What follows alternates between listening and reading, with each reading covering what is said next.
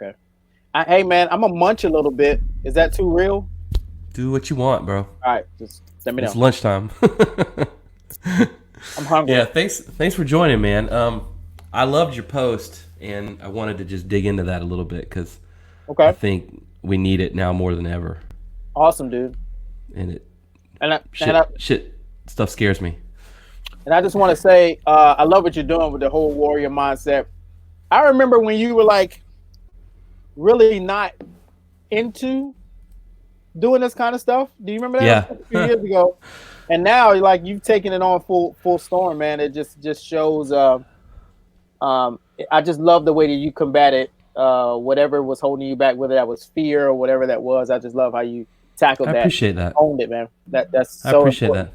That's crazy. I hadn't thought about how long we've known each other. That was probably over 15 years ago. Easy, That's insane. hey man. Time. What you gonna do? Cool. Well, I'm gonna do the intro, and we'll get going. Okay? You cool? Okay, cool. All right. All right. Welcome again to another Warrior Mindset podcast. I'm your host, Gene. I'm here today with a special guest and Sherard, Shekeese, Duvall. Which one do you prefer? I've got you on a podcast. So you have to answer officially. I tell people all the time, it's like Sean P. Diddy Combs or Curtis 50 Cent I Jackson. know. Whatever makes you feel the most comfortable, same person. I got you. Awesome. So we have two sponsors. We have Tacticalories and we have Strike Force Energy. They're both awesome. They support the show. If you buy something from them, please buy something from them. Use the Warrior Mindset as a word, Warrior Mindset, when you check out. That would be awesome. Awesome. Man, awesome having you here. You are here because, as we were just talking, we've known each other for a long time, and it's blowing me away. And I still don't have that Thor painting, by the way. The hammer. I'm in the other co-work office that we have. I have a podcast studio built, and it hangs behind me in every episode. So you might never get your hands on that. Awesome. But anyway, go ahead. But next time we talk, after all this coronavirus crap blows over, you can come in that studio. We'll have another show. You can sit there Love it. and touch it. Stare at it. You posted on Facebook. There's a lot of random stuff going around. I don't want to necessarily make this a coronavirus podcast. It's hard not to, but there's a lot of random stories and a lot of random just inaccurate, accurate, he said, she said stuff on the internet. And I know you've been a long time. You worked in media literacy before the internet. Well, now I'm not that old. But... Come on, you were just pointing out earlier that I was old, but I know you. Anyway, so tell me a little bit about what sparked you making that post. What was that post about? I'm going to link it up, but so I'm assuming it was it the one addressing the pandemic? Was that the one? Yeah, you've actually made two. I don't remember which one. It was a couple that I made. Well, I'll answer it by saying this. I am a media literacy advocate, proponent, educator as well. And essentially what that is teaching people how to read and write when it comes to a screen. Okay. Mm-hmm. And that is really at a minimum what media literacy is. And unfortunately, as a society, and this just goes for humans in general, we were not prepared to be communicating through a screen. We were prepared to communicate through text and print media. And so every human being, for as long as you've known schooling, it has been requiring you to learn how to read and write print since you were probably in kindergarten. And every year that gets more and more complex. And once you go through elementary school, you get to middle school, you start learning adverbs and pronouns and adjectives. And then once you get to high school, you start writing character analysis essays. So by the time you get to college, you're writing very thorough, deep, nuanced pieces about very tiny parts of how to dissect what someone is saying or how to communicate what someone is saying using print media. We do none of that with screen.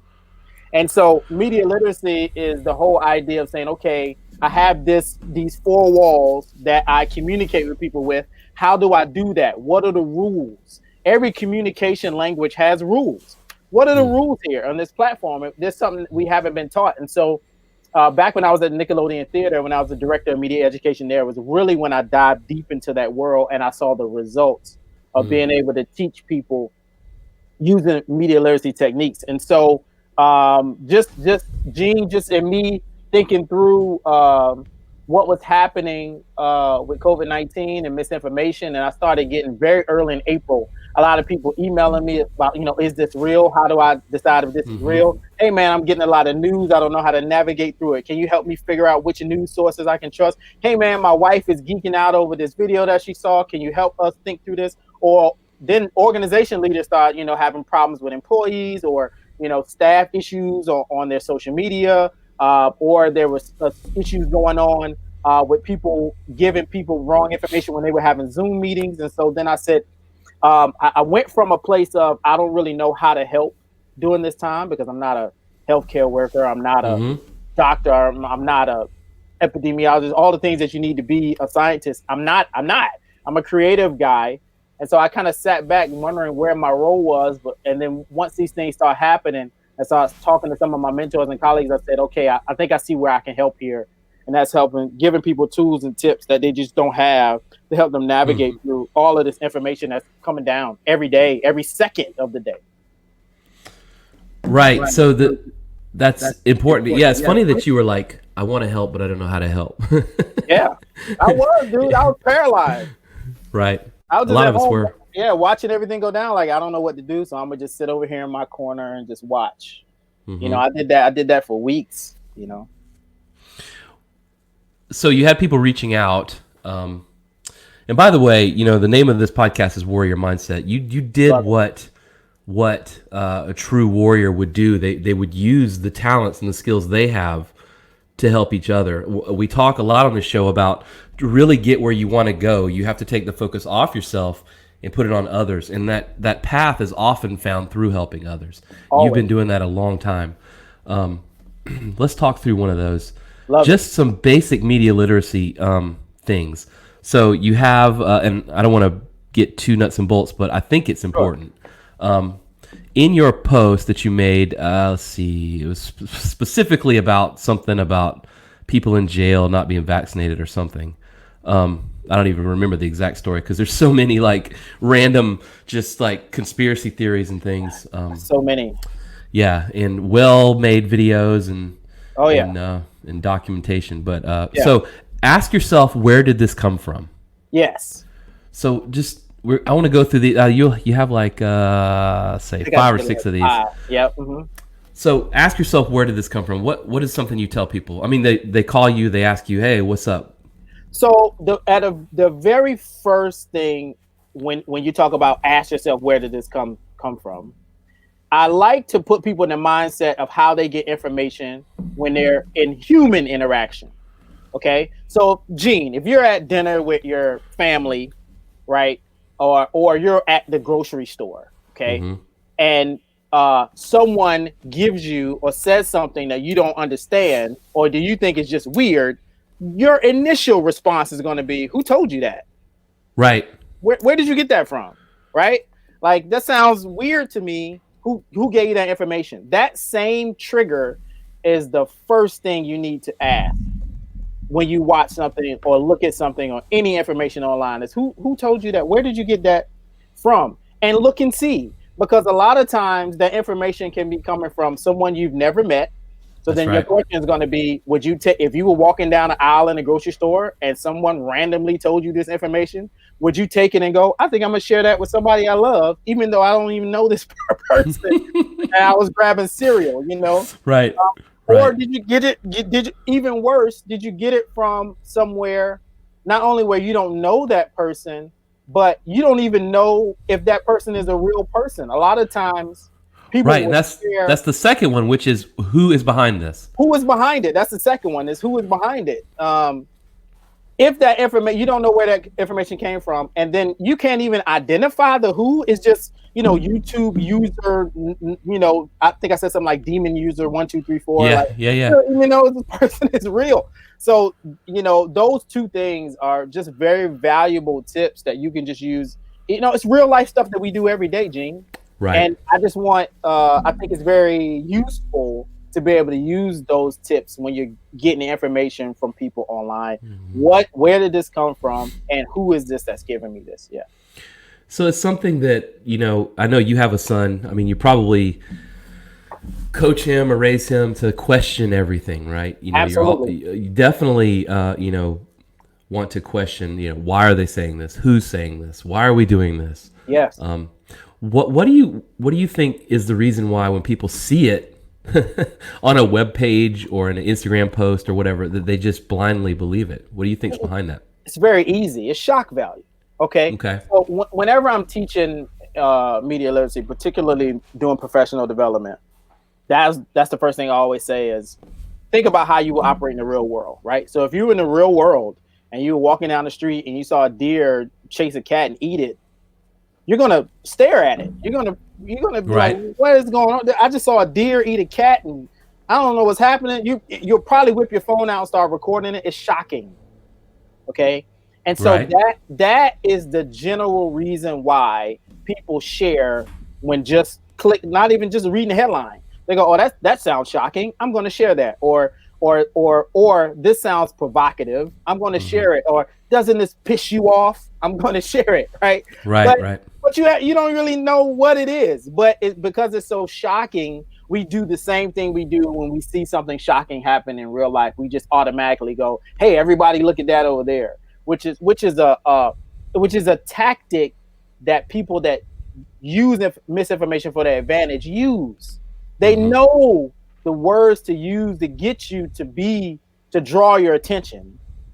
And so what we have to do is say, okay, I know you're using that tactic to try to draw my attention. Let me just stop there so I can control my brain, so you're not in control of my mind. Strong. So what are some of the things you're doing other than just making Facebook posts? I mean, you've been doing this a while. How do you combat this? It seems like it's something that's like your mission, right? It is. It really has turned into my mission because it is. I feel like we're losing the battle, and it's because we're in a situation right now in the world where there's a lot of fear, anxiety, and confusion. And whenever you have that happening to the public, it's the perfect opportunity for misinformation to steer people towards doing things that could be harmful, because everybody's looking for an answer. They're looking for solutions. They're trying to find some type of ground to stand on. And so I said, it's my mission to help humans because I believe in the interconnectivity of human beings. We all basically want the same thing: safety, best for our kids. We want good health, wealth, so if I'm a protector of human beings, this is my place where I can operate in a space that I'm comfortable at, saying, hey, let me help humans. Let me do my part to help humans here. And so, yeah, it's absolutely become my mission. Absolutely. Yeah. That's incredible. Do you often, I mean, you've got the media literacy. I mean, I know you do classes and things like that. Do you find yourself officially, unofficially being anyone's coach? Yeah, actually, yes. So there not many. It's like 3 people that I coach. Particularly, one of them works with a large organization that does a lot of media. Okay. One of them is a reporter that just is trying to help not go crazy. And one of them is a leadership expert that is just looking for tools and tips he can use, that he can pull from to use for when he's coaching on leadership. And so, yes, I do coaching in that world. And I'm sorry, I forgot the other part of that question. That was it. Coaching, mentoring. Yeah, absolutely. Yeah. Because I do a little bit of that, and I find a lot of what I'm hearing a lot of parallels, because I don't do media literacy, right? I'm doing like some coaching where it's like I don't want to call it life coaching, but it's more like how to get your head out of your ass type coaching. Oh, I love it. Yeah. But I'm hearing a lot of parallels and this is why I sent you some of these points, because I want to get into them with you. A lot of what we focus on a lot of times is like just personal, even external emotional intelligence, which is just doing those things that you say to do against social media, but doing them to yourself. Yes. Doing them to the world around you. Yes. So I'm seeing those. So what are some of the ways that you maybe personally, it might relate to media or whatever, sort of work on cultivating your own emotional intelligence? Because I've always thought of you as a pretty emotionally aware guy. I've seen you in meetings. I've seen you sitting there. You're cool. You're listening. You pay attention, and you speak when it's time, and you speak with authority, and you don't overspeak. You give just enough, and I've always admired that and tried to emulate that in myself. Wow. When I do it. Thank you, man. I really appreciate hearing that because it's something I work really hard at. Mm-hmm. You can tell. So I used to be someone that was not very emotionally intelligent at all. I used to be very self-absorbed. And that backfired on me through a lot of relationships with people that I love. And that's one of the great things about having relationships that you can trust, and friends and family that you can tell you can be naked with, is what I like to say. It's because you get a chance to hear the good and the bad, and you get a chance to weigh that and say, okay, how can I be a better me? And that was one of the things that I took on wholeheartedly was emotional intelligence, being able to listen with my eyes and my ears. So reading someone's body language, listening to what they're saying, watching the way that they're moving, and it's giving me clues as to how this person is feeling, not just what is being said. And so after observing it, then I took on the responsibility of saying, okay, let me act that out, and when I'm responding to people and talking with people, when I'm listening to people, and making sure that we're understanding that humans have feelings and emotions. No one is a robot. And that emotional intelligence, and basically how I like to look at it as empathy working, right? I'm even when I'm not listening to you, I'm empathizing with where you're coming from, even if we're just having a meeting about, a business meeting, right? I still need to understand the level of importance it has to you. I need to understand what this means to you beyond just what we're talking about. And it not only does it help us in business, Gene, it helps us in life. It helps us even when we're dealing with our friends and family, that leading with what are you feeling, not just what are you saying, or how am I perceiving what you're saying. I hope that makes sense. It does. Or when you find yourself listening to respond instead of listening to listen. Exactly. I find that's a big one. That's hard to do. Huge. And I kind of feel like, as it relates to, media literacy, responding to things on social media, we are looking to respond. We're looking for things to respond to, not looking for actual knowledge. Exactly. You're absolutely right. That's just my gut. Right. You're absolutely right. You're absolutely right. What are some ways? I'm just trying to bring the conversation around in circles. But what are some of the ways that you tell people to, or you help coach people to actually try to shift? Maybe it's through the coaching or online literacy or whatever, but to shift from just being in that response mode to actual research mode, because I think that's really the difference. Well, again, you'll hear me repeat this. I try to make people understand that it's still real life communication, particularly when we're talking about online, right? And so however you would act in a real life situation, you should apply those rules to how you act online.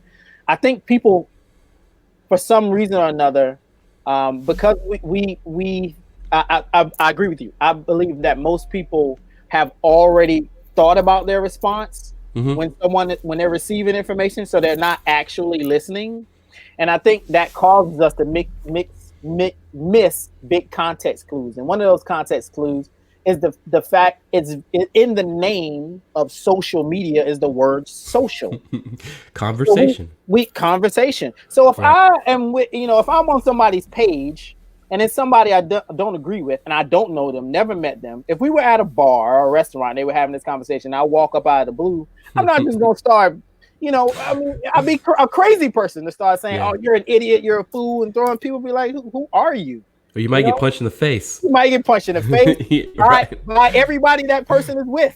And I believe you had it coming, to be honest. Yeah, he kind of did. I think you deserve it. Right. And so I try to get people to say, how would you respond in real life? That's one of the things I always preach, or rather teach on, is how would you respond in real life? When I'm walking in the Gene's page, he's having these conversations with these people. Introduce yourself. Hey, my name is Sherard. This is what I do. Mm-hmm. I saw you guys are having a conversation over here. I thought I wanted to offer my 2 cents. What do you all think about this? I think if we were to enter conversations that way, or even to begin conversations that way, then I think you would see the responses at least decrease in vitriol and quick responses, and a lot of what we're seeing online with people just responding instead of thinking first. So remember that social part. I like that. Social media, I think, is very key. Yeah, I'm trying to hide this light behind me.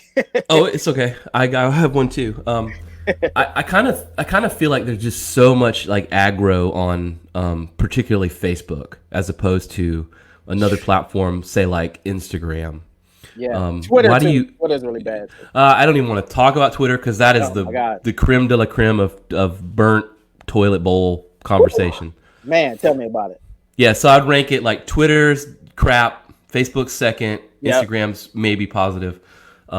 You follow that same rank. Why do you think that is? Why do you think the platforms are so different in terms of their aggro or their vitriol or I think it's whatever? very simple. I think it goes back to that word social. If you notice, the less social it is, the more vitriol it is. Right? So the less the least socially engaging platform is Twitter. I don't have to look at your real picture. I don't look at your family photos. I don't know who's your friends. I don't know who you know that I know. Right? You're just some random person somewhere on earth, and you might not even be a person talking. That gives people an incredible amount of freedom, but it also gives people an incredible amount of protection, and it lacks accountability at the highest level, which gives people the license to just be a character, is what I call it.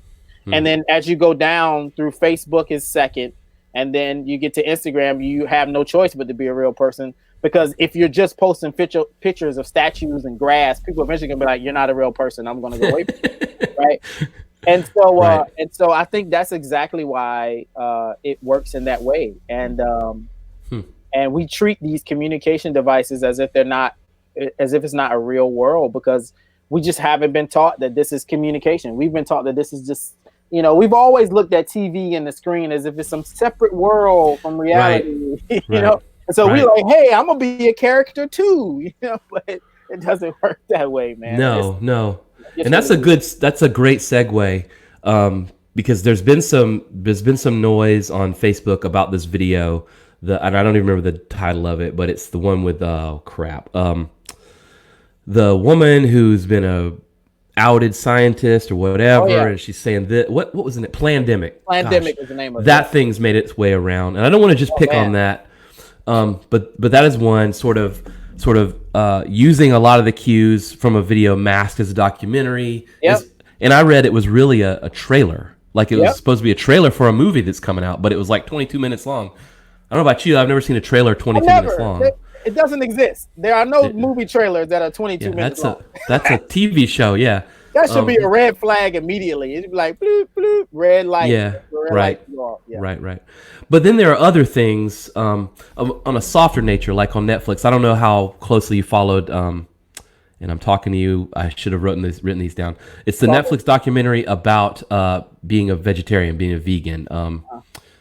I'll post the name so people who look at this later know what I'm talking about. But anyway, and I did those same things. The video was the Netflix documentary was super awesome, put together. It was great. It had lots of famous athletes talking about stuff. It was about being a vegan. And I'm not pro vegan, pro carnivore here. I don't care.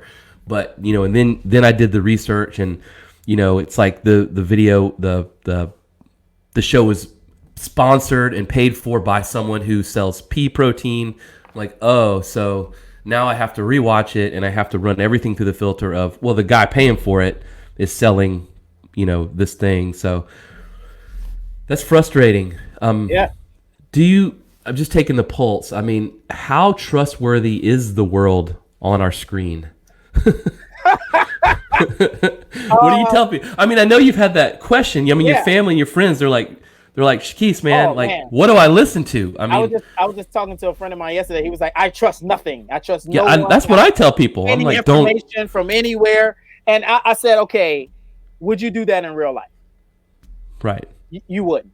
You can't say you trust nothing, because then that means you don't trust any grocery store. That means you trust no mechanic. That means you don't trust your plumber. You don't trust the guy that's putting in your water. Like, you can't live a life like, if we were to live lives like that, we would live in caves. Right? Doesn't sound like a bad idea. Well, we wouldn't be having this conversation, because I don't think you would have Wi-Fi in a cave. No, I wouldn't. And so I say, I understand, but you have to apply real rules. So if I'm going to go real life rules, so if I'm going to go to a mechanic, I'm going to go to a mechanic that knows how to fix the car that I have. Does he have knowledge about my car is a Kia? Does he have knowledge about Kias? Do they work on Kias? How long have they been working on Kias? Right. Are they a reputable organization that does work on Kias? The same stuff is what we have to do with the stuff we consume online. We have to treat it as if it's real life. So if you are looking for information on COVID-19, since that's the hot topic right now, right? What type of disease is COVID-19? Who are the experts on that type of disease? Those are the first people you should go to. Then you got to figure out, okay, well, is this person just a YouTube user, or does this person have credentials? Which is the problem with the pandemic video. No one checked her credentials. They didn't know that she got fired for stealing lab equipment, and she never actually was a reputable scientist. All of her theories have been debunked. But no one, again, it was, shock value. One of the smartest things I've heard about shock value when it comes to our lack of media literacy ability, or what I call being illiterate, was how I remember a CBS News reporter, Bob Schaefer, put it when talking about Donald Trump in the 2016 election. This is not a political thing. I'm just using this as an analogy that I just thought was really good. And he said, Donald Trump uses the dead cat offense. He says, it doesn't matter what anybody's talking about. He just throws a dead cat. It's almost the same as what I was talking about earlier with the deer eating a cat analogy. If it doesn't matter what the discussion is, if I do something outlandish or say something outrageous, I'll automatically get your attention. Well, what would we do in real life if that happened? Right. And so you can't say, well, I can't trust any information. I can't trust where anything comes from. You do what you do in real life. What store can I trust? What news place can I trust? Where can I trust to buy my shoes? What do I trust to buy my microphones? Both of us are tech guys. I do a lot of research when I'm buying a new hard drive. I'm looking at reviews. I'm looking at what do the experts say? What do the best people say? We have to take that same those same habits and apply them to the internet. That is awesome. It's just so easy to not do that. It's right here, right? It's right here. You just share. Right. Would you extrapolate that to say that we maybe possibly have a very unhealthy relationship with our devices? Absolutely. We have the most unhealthy relationship with the internet. I'm not even going to say our devices, because people will say the device. Well, the device is nothing without a connection to the internet. Right. It's a thing. Yeah. We have an unhealthy relationship with the internet, and it's mainly because we were thrown into this world against we didn't ask. We didn't know, we didn't ask permission. We were just thrown into it. And I often liken it to again, cell phone technology, right? No one, Gene, I can almost bet you money. If I had millions of dollars, I would bet it right now. No one knows a person that reads a cell phone manual. Oh God, no, I've never read one. No one does, right? Whenever we go get a new cell phone or a tablet, something like that, we turn it on, start using it. Turn it on, we start using it. We don't know what it does. We actually most human beings have no idea what this device does. Right. Okay? And these devices are the main source of how we communicate with the world. Right? That right there should tell you that we're not equipped to deal in this society. And so one of the things I often tell people is we're kind of like in the adolescent age of the internet, where we're like that teenager that knows everything but knows nothing. And I feel like that's where we are right now. It's so new. Yeah, I mean, when you think of time, I mean, the time that man's been on Earth is so small compared to history of time, and the time that we've had the iPhones is like a sliver of that. You're talking 2007. It's only 2020, and so we're in that age where we think we know everything, but we know nothing, and our emotional intelligence is low. Like in teenage years. Yeah. And so that's where we are, and so we need to help each other. Wow. So where do you fall between? Trying to think about how to phrase this. Where do you fall on because you're holding up the device or showing the device, and I kind of have my opinions. We can get into that, but like companies who produce the machine, companies who produce the apps, using information, maybe it's your whereabouts, your activities, whatever, all the way up to Alexa listening to you in your living room and sending Amazon secrets for your family. I mean, there's we're talking about conspiracy theories from zero, from them geolocating you all the way up to that point. Where do you sort of fall on that spectrum of conspiracy theories? I use the word conspiracy theories to be funny, but just at some point we know that marketers are using our information.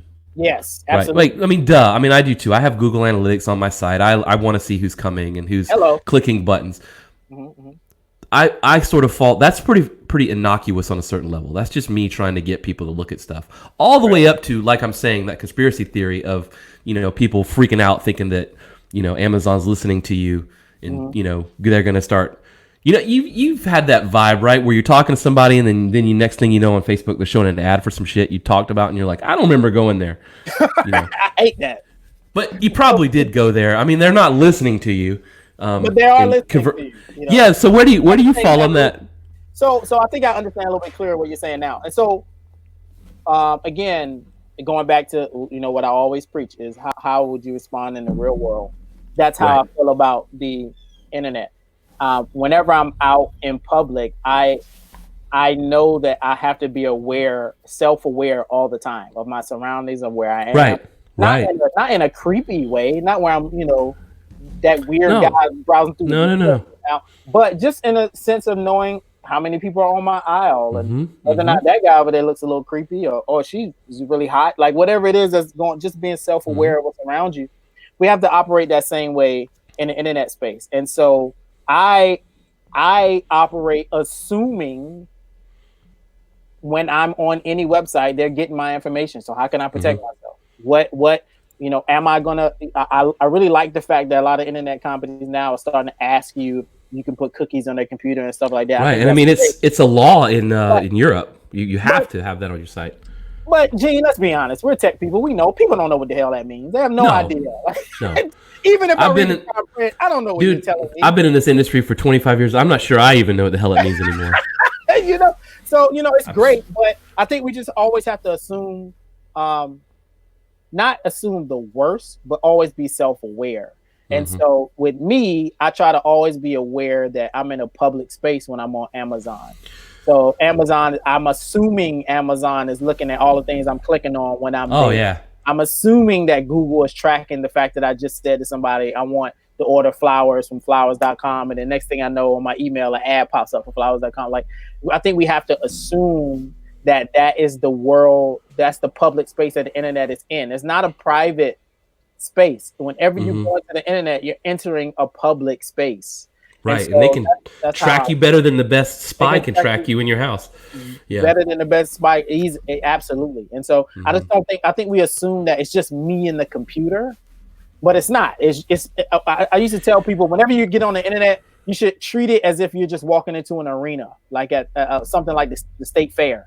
I dig it. That's where you just entered, right? So you gotta be aware. I like, and I'm curious to know if you have thought about this before or you just put that together. Both answers are cool, but I love how you just made that comparison to operator. Like, I operate in public. I operate online the same way I operate in public. Like, I need to keep my awareness levels where they need to be in both scenarios. And I'll tell you, a way that sort of transitions between both of those. I also teach a lot of self-defense classes. And the number one lesson that I open with is don't be like this. in public. And I go to the movie theater or Publix, grocery store, whatever, and I see so many people literally walking, looking at their phone, and I have to move out of their way before they run into me. I've done it. I'm not even gonna lie. I've done it too. I'm guilty as well. But we're all in this together. But I think, man, if I were actually a predator, you'd be my first target because you are not paying attention. You're not paying any attention. I could take your wallet. I could take your kid. It's something. You're absolutely right. You have to be aware of your surroundings. Yeah, you're right. It's one of the first things most people teach in self-defense classes. And it seems like the more they make things like these, like apps in our phone, easier to use and more, it relaxes us, Yep. And I think I'm not a huge conspiracy guy, but I think that's part of their design. Is to make it to get you in that zone where you're not paying attention to your outside because they want you to buy something or give them some information. Yep. You're absolutely right. I mean, one of the things that we have to understand, and it's this excellent book that I love to refer to when talking about this specific topic. It's called "Thank You for Being Late" by a guy named Thomas Friedman. He spends a great deal of time talking about technology. Thank you for being late, Thomas Friedman. And he talks a lot about technology and how we operating in this tech world. And you were just saying, hey, man, it's so easy. Tech is becoming easier. Well, that's the job of technology. Every time we have a new era of tech, whether you're talking about the axe handle or the invention of the wheel, it's not going to stop, right? It's going to continue to make life easier and easier and easier. What the tech world has done, though, is the human adaptability to that tech is happening too slow. Because tech is moving at such a rapid rate, we aren't able to adapt in time to adjust. And what you get is kind of a cognitive dissonance where things are happening so fast, you're not sure what to do. So you just latch on and try to hold on. Or you do what other people do, go say, nope, I don't have a cell phone. I don't participate in anything. Neither response is good. The best response, I believe, in my opinion, is to always say, how do I operate in the real world? Let me treat this the same way I treat that, instead of being anxious, instead of being fearful, instead of being, because I would never do those things in real life. What would I do in real life? I would be measured. I would think about who I'm talking to, where I'm going, who I'm being around, and so, yeah, man, that's great advice. It's not going to stop. It's not going to stop. Right. It's going to continue to get easier until we find that cave. In 2 years, we're going to be having this conversation through glasses. Right. I believe you. I believe you. Computer. We're going to be having a live stream through glasses. I believe you. I want holograms. Oh yeah. That's what I'm looking forward to. It's coming. That'll be cool. I mean, they really already exist. I'm sure you know this. There's already hologram technology. I've seen it. People are trying to figure out how to communicate. On it now, so it's coming. That would be cool. Maybe, I don't know, but weird. That's some great advice, though, just to always consider everything just like you're in person, especially when you're in person. So one of the things that I coach people on to help them combat their anxiety, and it sounds like you're saying a lot of the same things, is to really, and I know it's cliche, but to live in the moment, right? Yes. A lot of our anxiety comes from worrying about things in the future or fixating on things in the past. Yeah. Right? I mean, there are real clinical anxiety issues that people have. I'm talking about the normal, people in America in general. Most of the time, our anxiety stems from worrying about shit behind us that I didn't do right, or stuff in the future that I'm not doing to take care of it now. It sounds like a lot of that same advice you would fall for any kind of media literacy, or it sounds like you literally tell people that, which is to, react and act like you're in person. Do you see that? I mean, do you see that comparison? You're absolutely correct. It's about, again, it goes back to self-awareness, being aware of your surroundings, but also being present. I think the same way you're talking about being worried about what's coming or what happened in the past is what happens on social media. The minute people say, oh, well, look at what this person did in 1972, that right. great. Or they go, oh my God, you can't trust any of the scientists because vaccines are going to kill us all in 10 years. Look at this report of what could happen in 10 years. Those are some of my pet peeve things that I have to correct when people send me those, and then when they send me an article or something that's all about speculative, Yeah. But I'm like, this is all projections. You have no idea. Yeah. So, and whenever I think of projections, I immediately think of Wall Street, because any Wall Street person to tell you we don't. Oh man. We don't fucking know. It's all Yeah. If it happens, it happens. We're just projecting. Yep. And so it's the same exact method that you're taking into media literacy, being able to read and write what's happening, is being present and aware of what's in front of you right now, not being worried about what's to come, planning, not letting it stress you out of what happened, learning from it, but you're not living in those moments. You're living in the now. And it also allows you to be calmer when you're online, because I think a lot of people get anxiety from letting things rile them up and thinking through what could happen or what did happen, instead of just being present and going, we're okay right now. It's no need to, we're all right. The majority of humans are fine. It's not everybody online that thinks Trump was born from monkeys. It's 4 or 5 people, and we have to treat them. They're just really loud. Loud. They have good technique for putting their message out. That's it. Well, that's awesome. I want to find out what you have going on, man. Like, you have a company, OTR Media Group, and you just started a project, or you're about to start a project, Saltwater Vibes. Tell me a little bit about your company first. So OTR Media Group was a company I started literally in 2018. It's relatively new. Okay. When I left the Nickelodeon Theater in 2015, I kind of reached that point in my career where I was like, okay, I want to do what I want to do now. And I kind of hit a ceiling in both in the film industry and in the kind of in the nonprofit kind of world, leading or being a director or something like that at an organization. And so I said, I think I want to take the chance on myself now. And so OTR Media Group became this amalgamation of everything I know that I love to do and was really good at. And so we operate in 3 areas, which is media productions, mostly documentary style work, which is what I'm an expert in.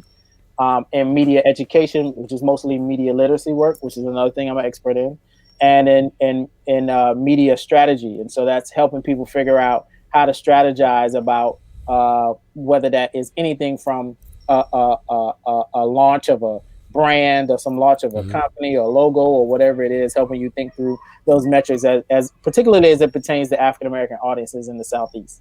And so that's what we do. And so, I always hated being a part of businesses where the boss didn't know shit. So I was like, if I'm going to be the guy in charge, I want to make sure that what we're doing, if someone in my organization has a problem, I can help them solve it. And I also want to do stuff that I love. And so that leads me right into Saltwater Vibes, and working with Sarah and Simeon Days, who many people may know the Days family from Gullah Gullah Island, which was a popular TV show in the 90s. And Sarah and Simeon, of course, are adults now. Simeon was the baby on that show. And what they're trying to do is find... Isn't that crazy? Yeah, it's crazy. And so what they're trying to do is find a new identity for their generation through identifying as Gullah Geechee. The interesting thing about Gullah Geechee, as it pertains to Americans, is they are what I call a culture within a culture within a culture, because they're the enslaved Africans that were brought to South Carolina and the Southeast didn't ask to come. They came because of their technology when it came to growing rice. And then you had all these people, that were from all these different countries in Africa kind of placed in this one place. So then they had to figure out how to make their own culture, right? Then you had these Sea Island people that were in the midst of South Carolina and the USA, which of course has its own culture. And so now, so you have people that don't identify as Gullah Geechee, people that do, people that see it as a negative, some see it as a positive. So what do you do when you're 30, 25 years old and you're trying to find a way for yourself within this culture that's within the culture? And then you're trying to find some kind of creative vehicle to gather your generation around. And the vehicle that they're looking at creating is a form of music. A lot of cultures do that. Hip hop culture did it. Punk culture did it. Reggae did it. we always Right. have some type of youth movement around the culture that's saying, hey, this sound represents us, or this food represents us, or this style represents us. And so that's what Saltwater Vibes is about, is figuring out how the generation is identifying as Gullah Geechee with the challenges that they have, and can they create a music to be like a cultural identifier for them that could help move the culture forward. So I'm very excited about that project, and I love taking South Carolina stories and having a chance to put them on a national scale. Yeah. It's one of the reasons why I stayed here instead of going somewhere else. And I just think it's so many untold stories, because the South is so complicated. And there's so many untold stories here, and I just this is just one of many. And I'm very excited about that project. That sounds like a huge, difficult amount of work. Oh my God, you have no idea. I'm just listening to you, and I'm like, I don't even know where to start. I don't know if you notice, but if you look at me when I'm talking, I start getting drowsy whenever I talk about it. Every time I hear myself talking, I hear the weight of the work. And so, yes, it's an intense amount of work. But, at the end of the day, Gene, and thinking about the warrior mindset, your work goes into your mental health. Mm-hmm. What you do should make you healthier. What you do every day should make you sicker. It should make you healthier. And so finding something that you love to do, that it energizes you, not only mentally, but physically. You feel better. You operate better. You operate cleaner and more efficiently. And so that's something else that I think is very important, and something that I found with OTR Media Group, and certainly with Saltwater Vibes. That's incredible. Yeah. Well, on the outside, you seem happy. Oh, man, I'm generally a happy person, man. Yeah, you always are. I really am. I'm generally a happy person. I think, Gene, one of the things I love about what you do and the work that you do here on Warrior Mindset is you always talk about tapping into who you really are, being your authentic self, authentically you. And finding that place for me has made me the happiest I've ever been. And that's awesome. It's okay to be an individual. Like, if you can't be you, who's going to be you? Somebody has to be you. And the more you operate in that space, your finances improve, your health improves, your love life improves, your relationship with your family and friends improve, because you're able to be the best you. And that allows for people to be the best them. It works in tandem. We're humans. We need those connections. So it's beautiful, man. It's beautiful. And it's worth it. I just wish I'd have learned it when I was 22, not when I was 37. I'm in the same boat, brother. I don't. Me too. I'd be so farther along in my life. Farther along, man. Oh man, I'd be so much farther along. But I don't lament it though. I'm happy with my path, even my mistakes, because they do make me who I am, and that's how I got here. Yeah, I wouldn't be this person. I would be someone else, and I'm not sure I'd be okay with that. Yeah, man. I like me. I like me a lot. You have to. So one of the last things we do on the show is we ask everybody to give us a quote that they like. Okay. So your quote that you share with me was, "The road to hell is paved with good intentions." Yeah. What made you share that? I've been a fan of that quote for such a long time. It's a good one. Because that quote always made me think about, what am I doing? It is probably the greatest lesson I've learned from several of my mentors and brothers, particularly Fat Rat Dazar, who's a close brother and friend of mine. A lot of, most people know I'm a hip hop advocate in hip hop. I used to be a DJ. That's another show, man. We need to get into that. That's a whole nother show. And this is a quote I heard from two MCs. DMX had this quote in one of his songs, and so did a rapper named Freddie Fox. And it stuck with me because it helped me always think about, what am I doing? Like that type of self-awareness. I think the best self-awareness starts with that question. Always asking yourself, what am I doing? What am I doing? What am I feeling? Do I feel good? Does my stomach feel bad? Do I feel a little bit sick? What am I doing? Why am I making coffee? Why am I at this job right now? What am I doing here? Am I trying to be effective? And so that's what that question, that quote always makes me think about, because if you're not intentional about what you're doing, then you're doing things with intentions that aren't honest. And the road to hell is paved with intentions that aren't honest. It's paved with people that are just saying, "Oh, well, I was just doing my job. Well, I was just doing the right thing." And you don't even know you haven't even analyzed what the right thing is. Right. And to me, that's the very beginning of self-awareness is what am I doing? What am I? Who am I? What are the things that make me me? And how can I not live the kind of life where I'm leading people? Hell to me is destruction. I'm not really a religious person at all, but hell to me is destruction.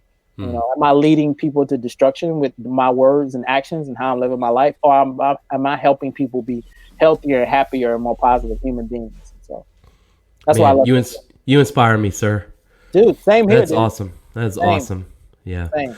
Thank you for joining me today. I think that was probably the best conversation I've had in a long time. I appreciate it. Oh man, I appreciate you, Gene. The work that you're doing is so inspiring and necessary. I don't care. I don't look at scale. I look at, is it genuine? You know, is it genuinely helping people be better people? And that's what you're doing, man. And so I'm proud of you for doing it. And please keep doing it as long as you can. We need you. Thank you. Thank you, sir.